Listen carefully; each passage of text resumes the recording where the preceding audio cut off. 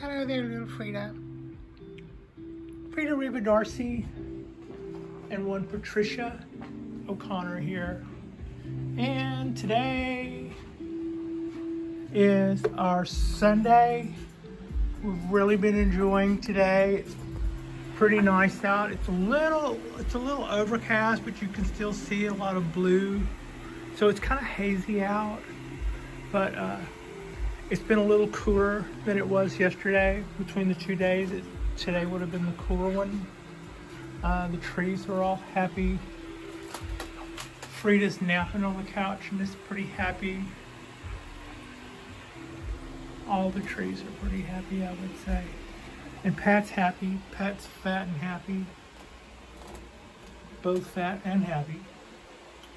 So today, I thought it would be a good time to do a little catch up on some cleanup of my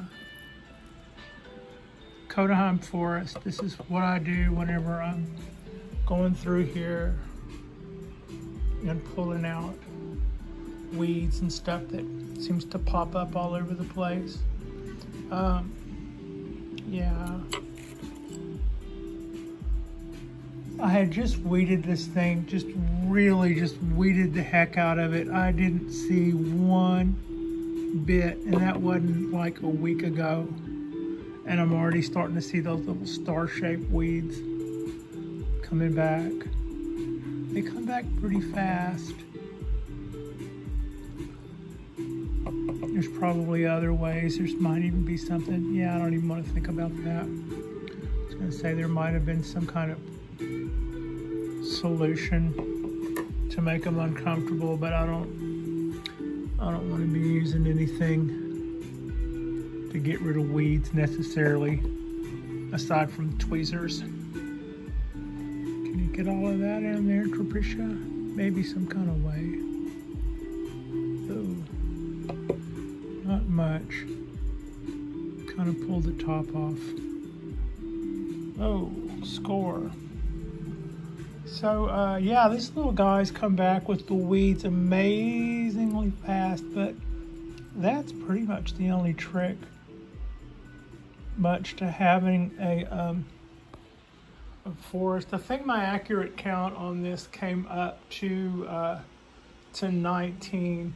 There was one over in here that was a twin trunk that, if I wasn't careful, was real easy to count as 2.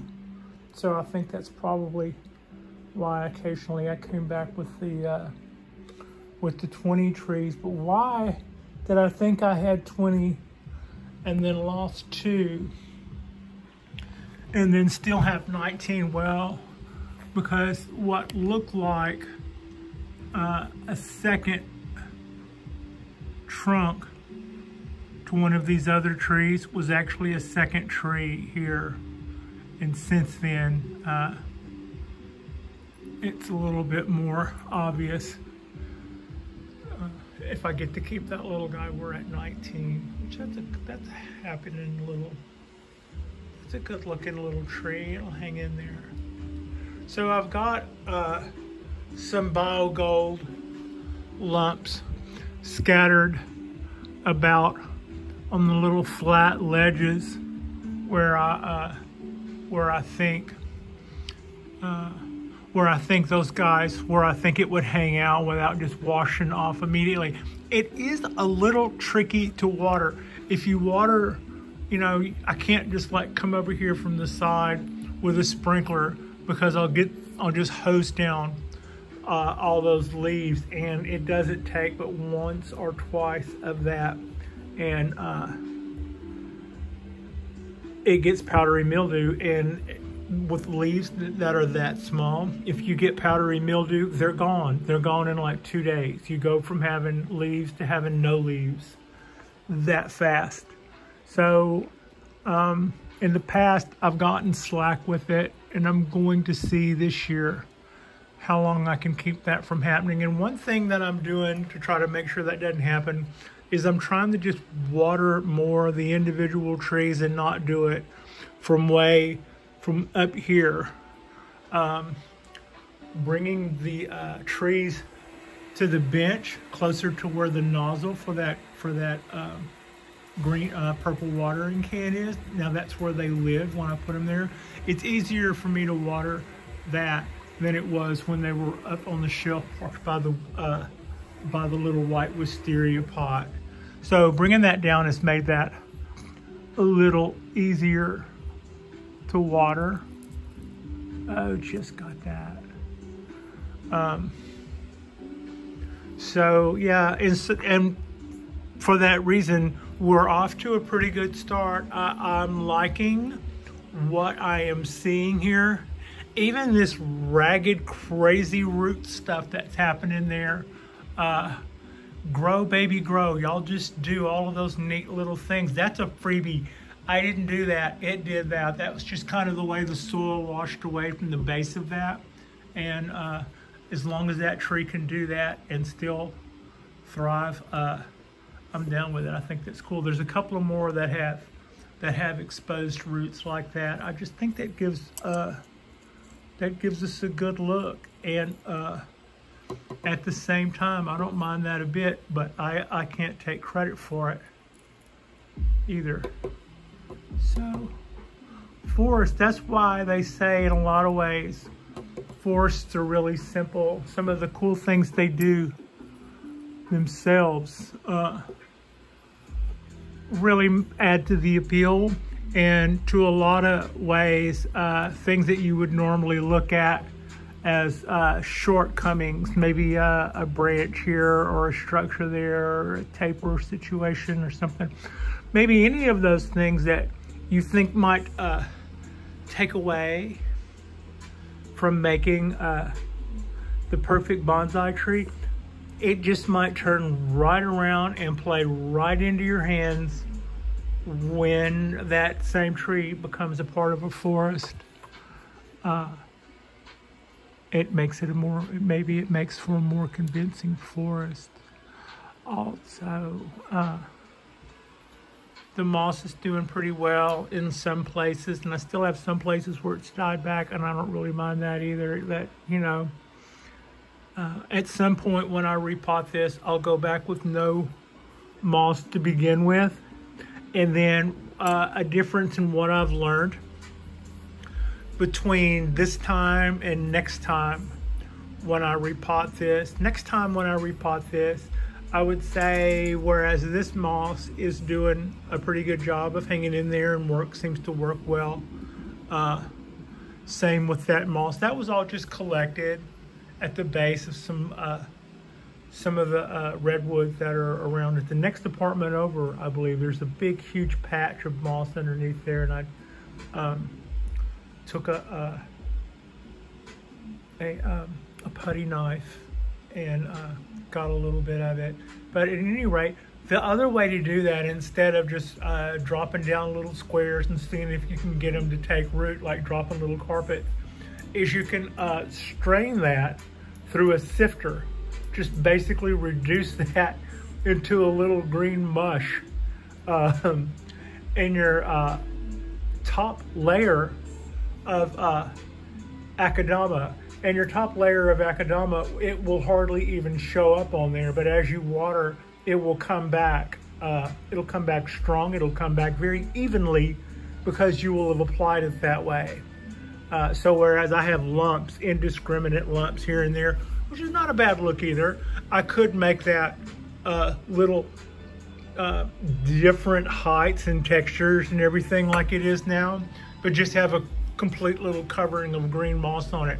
Had I ran a bunch of chunks of moss through some sort of little screen sifter, sifted it through that mesh into the top layer of soil. And that's the way I've seen some guys who have some time to address moss do it. Now, that's not like what you would do on Friday or on Wednesday to put it on a show on Friday, mind you, but that's something that people who are sometimes doing a repotting will do to cultivate a good heavy dose of moss on their trees. I have some trees that I don't even necessarily want moss on them. I want to be able to look at the top of the soil and see what's going on there more than I want to see moss. But at the same time, some of the trees that's happening on, they're starting to moss over a little bit. And you think about that, is it starting to grow moss on it because you're watering it just the right amount for that tree? Or are you probably should be watering it less? Because I mean, that'll tell you you're watering. There needs to be a good amount of water for soil, for moss to thrive. So there are some trees where a good healthy patch of moss is an indication that it's probably getting a little heavy on the water side. But this is a good chance to take a slow and good, low and slow look at my little Coda forest. I'm going to do a proper rotate. I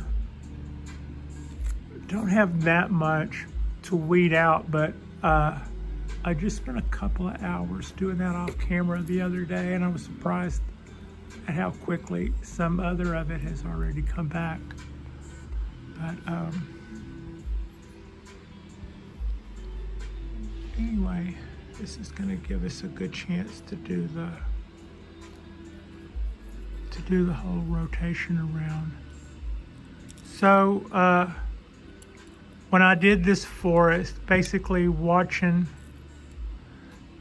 Peter Chan at Heron's Bonsai, he was explaining some of the do's and don'ts, but he started off by talking about how easy forests were to do, and how that they're kind of recognized. If they have a fault, it's that they're sort of recognized as easy, and some of the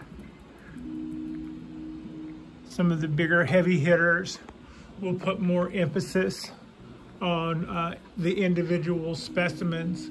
But he also went on to explain that anytime you see a bonsai display somewhere in public where people who are not typically exposed to bonsai suddenly become exposed to bonsai, like at a mall or a park or something, the tree displays always get the most attention from the people who are new to bonsai. And I get that. There is something about certain trees, but there is something about certain groupings that are just very satisfying to look at. By the way, the stones that you see here, sometimes they do sort of reminiscent of what I would see probably if you were out and about in the woods in Georgia. You might be in the woods, but you would see a slope of a hill or something in there, and there might be like a solitary stone kind of, it would be an outcropping, but you wouldn't see the outcropping. You just might see the one on the end, and everything else would be covered with dirt and vegetation and what have you. But so that's kind of how that, what that reminded me of. But whenever I did this planting, what I was really looking for was some way to slow down the runoff so that everything would stay in place long enough to get their roots going. And I've had varied success with that. That's an example of where the soil was. It's not like there's really been that much runoff. The tree is, I believe, has also pushed itself up.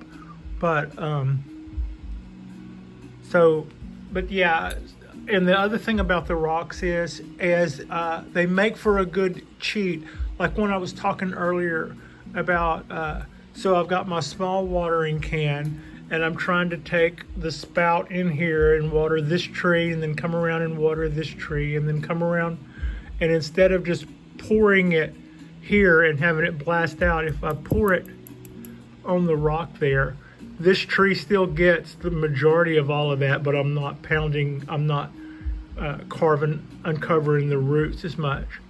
So then I would swing around and water this mound right here to water that tree, and water this little pathway here to water that tree and that tree. And then the tricky part is to get over in here without hosing down the tree canopy. A couple of days of that and we'll start to lose limbs and leaves and just all kind of, it doesn't take hardly any time to become an unsightly mess. So that's kind of what that's like. It's not undoable. I mean, it's not doable.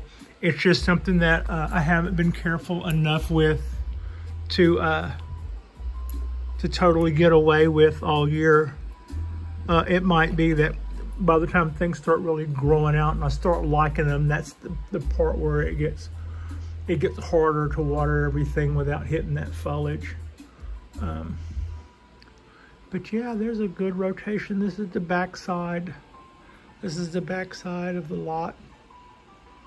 And that's 19. That is 19 Kodaheim. 19 Kodaheim maples.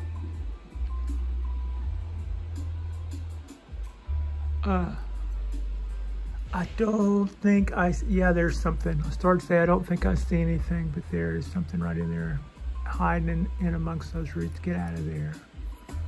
And there's one of those a few more of those little star weeds. Whenever I also pull the liverwort out of the large bonsai pot there, and whenever I pull those patches up, I can this smell comes over the air, and it's a very rare to me smell. It's just like something you only get a whiff. It takes you back to here's what it takes me back to. If I pull up liverwort, like I did a patch there just yesterday. There was a patch that encompassed this much area. When I pulled that up, those roots being uprooted, I could all of a sudden distinctly smell the smell of being clobbered. I kid you not. If you've ever if you've ever boxed and had somebody clock your bell, if you've ever taken a tumble and tested your helmet, so to speak, if there's something about knocking your head silly that jars your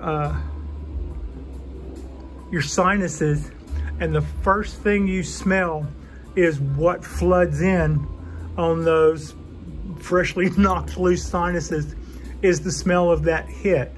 I don't really know what that is, but it's like if you've been hit hard enough to see black for a split second, maybe not enough to fall, but just like a split second, the first thing that signs back on is light and this smell. It kind of lets you know that you are here, you are awake. And what's that smell? Well, you just got the knocked out of you. And for whatever reason, when the first time I pulled up liverwort, a patch of it big enough to where whenever I uprooted that and their roots go deep, and as soon as I pulled all that up, that smell came across, and I was like, wow, that's probably some weird hormone that the plant puts out that the only way my body identifies that to is being knocked down by something. I wasn't so much the ruffian or the boxer, but I did test a few helmets racing motorcycles. Also, I have out of all my BS, I have said before that I am the clumsiest woman alive. That is the truth. All of my other BS aside, I have really earned that one. So like a hockey player or a boxer, or probably Homer Simpson, I would know what that smell smells like. Just a funny thing, I didn't think I would share that part with anybody, but yeah. I wonder if anybody else has ever noticed that when you pull up liverwort, the smell smells like a blow to the head. I wonder if anybody else has ever noticed what a blow to the head smells like. More than you ever wanted to know about my violent, stupid upbringing. Yeah. Anyway, I think that looks a lot better. I have to say, I think that looks a lot better. Probably the next time the season rolls around to do a repot, we will be doing a repot. I will take off a good bit off the bottom and then replenish that with fresh bonsai mix, but probably not as much this time. In other words, I see me setting this a little further down in the pot next time around. And yeah, just a little.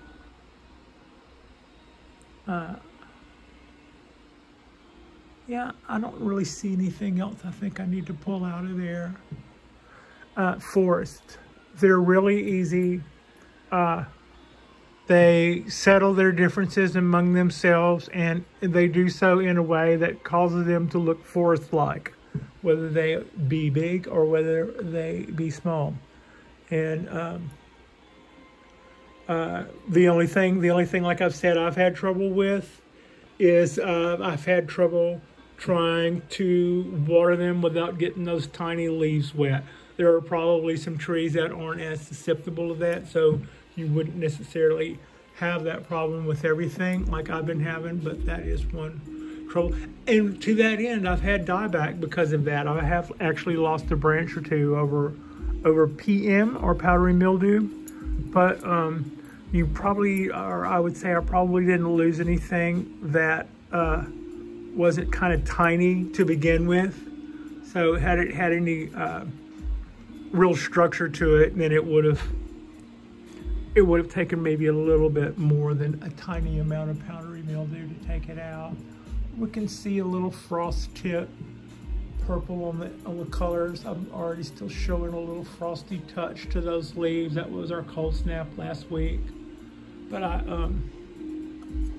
yeah, I think this is just gonna get nicer and nicer for the rest of the spring and the summer. And that is my 19 tree Kodaheim maple forest.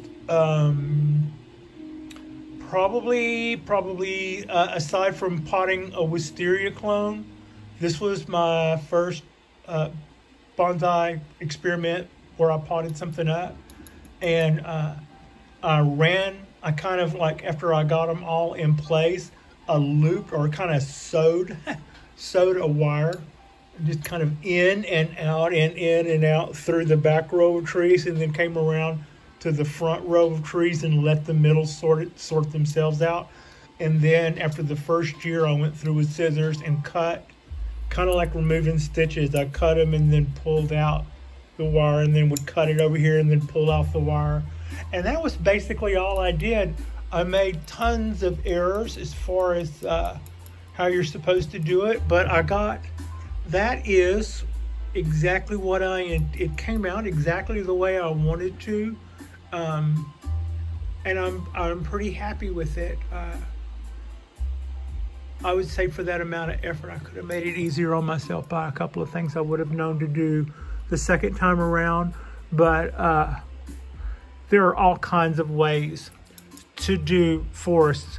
You can draw this pot and then draw a grid, and then decide how many trees you want to put in it, and then place those trees in the grid in your drawing, and then number them, and then look at the trees that you have, put a number on those, and then put a grid in the bottom of this pot. In other words, run wires this way, like 3 or 4 running long ways, and then put 2 or 3 running this way, and then wire them together where they intersect so that you've got a little wire grid. And then you would set that in the bottom of the pot, usually setting on something like little blocks of wood or something that you would sit in there. Then you would place the trees in those squares as per the grid you drew, actually building by design the forest that you yourself designed in this pot. Now, that's one way. And people who do that will then keep their schematics, and as the trees grow, they will adapt their schematics to reflect reality. So when it comes time to make changes, they'll start with their changes first on their schematics, and then know how to go back over here and know what they're going to go do in their forest, like proper forest management. Now, there is another way.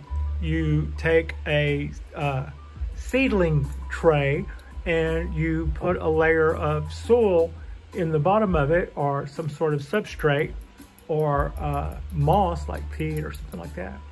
And then just put a whole bunch of seeds in it. Just whatever you know of that's going to sprout well, that you've got good, just put a ton of seeds in there and let them all come up.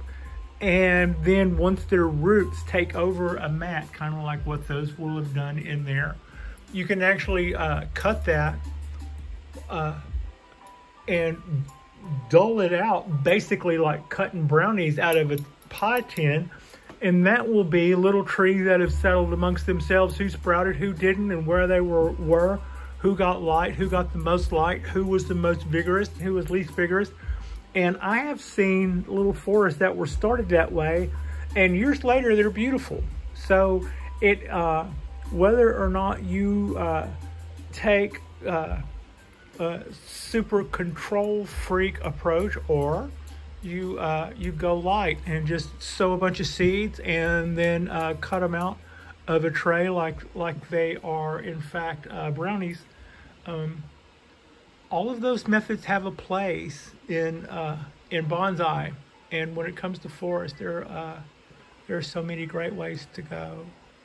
It would have also maybe been interesting to mix several different types of maples in here, although I would really have to be on my maple game to do that. The change of colors within the forest would have been interesting, but you've got to really watch your P's and Q's, because they're going to have different leaf sizes and all this other stuff.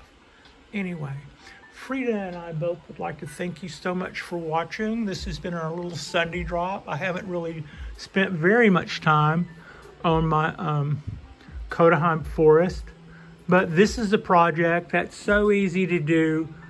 Forests are very, very rewarding, and this is kind of like being able to, there are days when this is kind of like being able to go out in the garden when you don't have a garden to go out in your yard to go in, or it's not a good day to be going out in the garden because it's 1,000,000,000 degrees, or it's frigid, or it's raining. So yeah, forests are very rewarding would be the takeaway. Thank you so much for watching. Like and subscribe. If you haven't already, there's no excuse. You can do bonsai. You can have an apartment balcony and have some bitchin' bonsai trees. And our next drop will be our Tuesday drop. And thank you for watching.